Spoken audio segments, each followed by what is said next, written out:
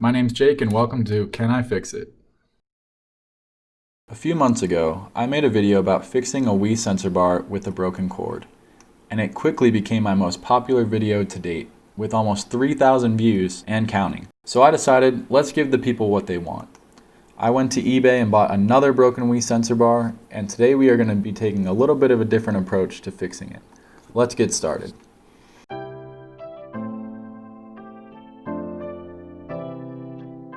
You're welcome, random eBay seller.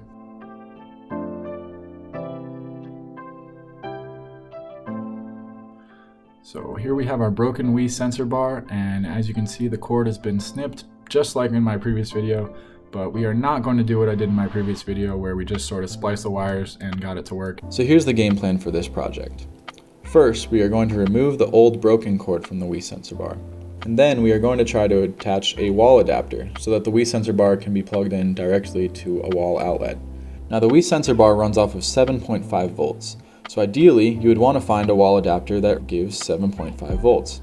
However, this is a really uncommon voltage. You're a lot more likely to find either 5 volt or 12 volt adapters around your house. I happen to have a 15 volt adapter that I want to use for this project.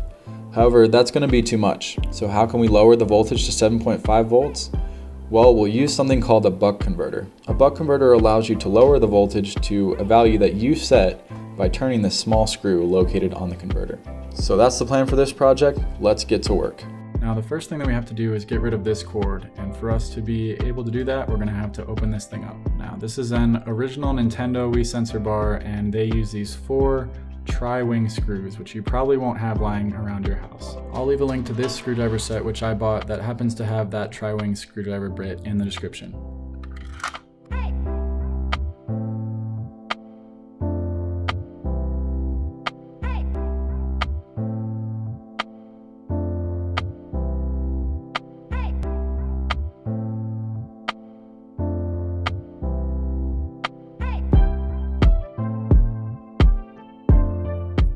Yep, so there is a hidden screw under each one of those tabs.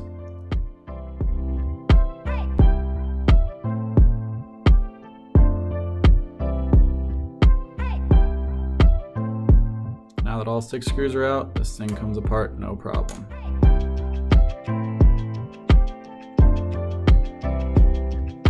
Now we will unsolder the gray wire from these LEDs.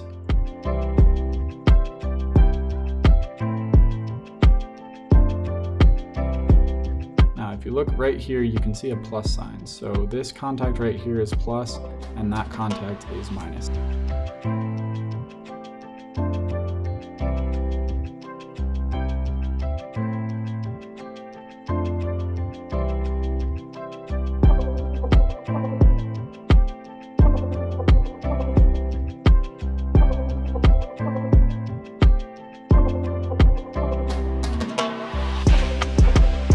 Those wires are ready to be soldered onto our buck converter.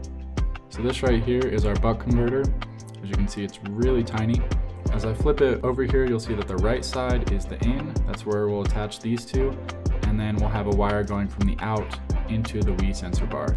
So there's some white insulation inside these wires as well that is going to get in the way when we try to feed it through on the buck converter. So I'm gonna burn that off with a lighter.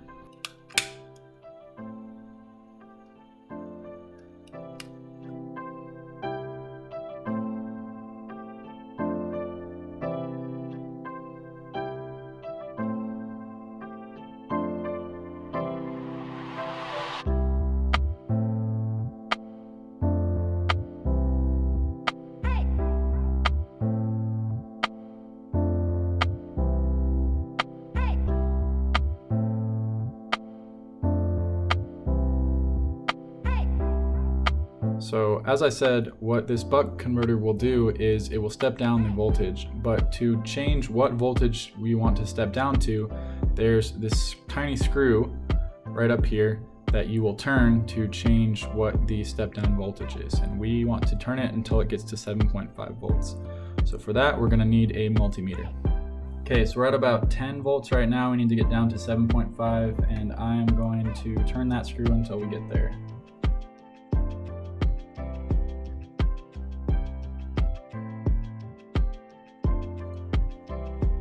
go.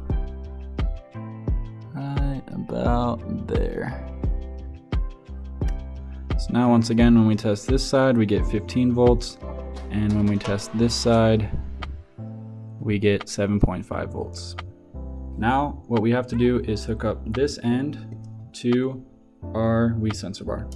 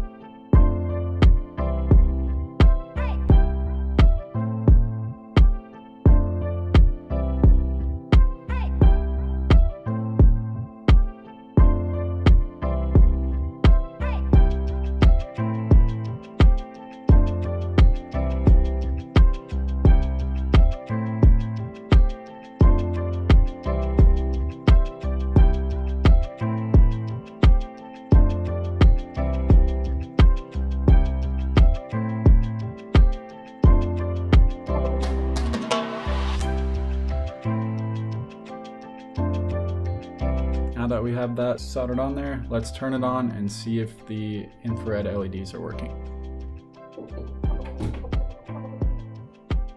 As you can see, the infrared LEDs are working, so it looks like we've got this thing all figured out. Now it's just a matter of putting it all back inside the case.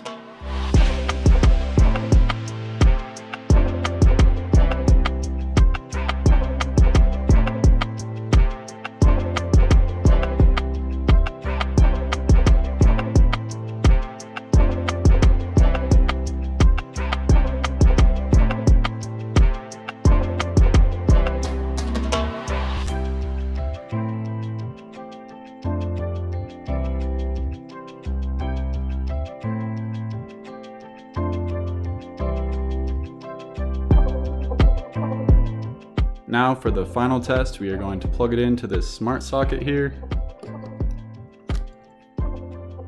And that way I can turn the Wii sensor bar on and off from my phone. As you can see, the infrared lights are working. We've got this thing fully functional. This has been another successful fix here on Can I Fix It? Don't forget to like and subscribe, and thanks for watching.